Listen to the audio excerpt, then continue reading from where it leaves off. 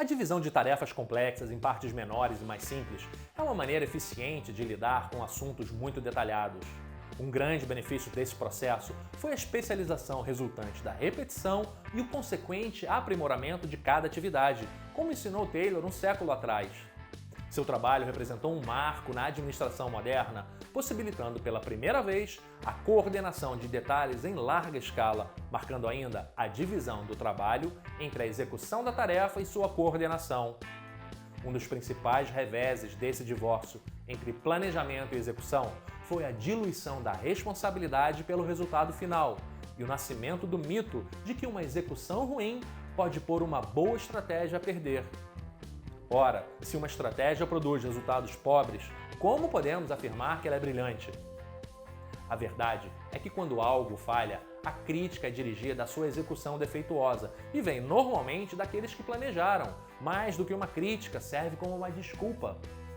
Em sua seminal obra Ascensão e Queda do Planejamento Estratégico, o professor canadense Henry Mintzberg alerta para o problema ao escrever que toda falha de implementação é, por definição, também uma falha de formulação.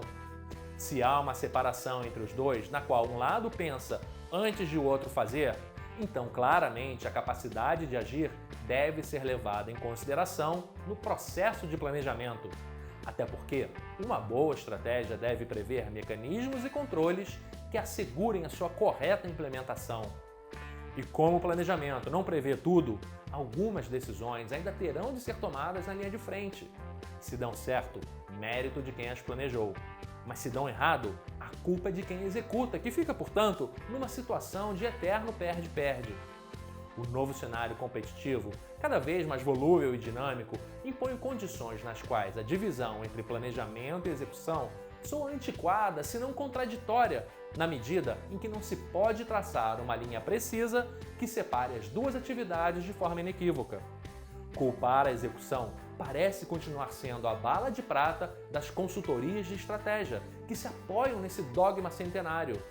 Mintzberg sugere que se os planejadores ficassem mais próximos dos implementadores, como é típico nos empreendedores, ou se os implementadores tivessem maior influência sobre o planejamento, talvez houvesse mais chances de sucesso na elaboração da estratégia.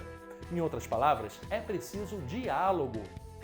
A dura realidade, no entanto, é que os administradores impõem regras operacionais de cunho unilateral e arbitrário, levando os executores a agir contra o espírito da estratégia e segurar informações importantes num comportamento claramente sabotador.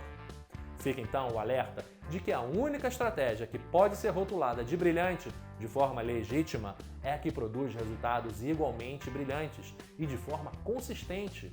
O resto é planejamento estratégico de desculpas.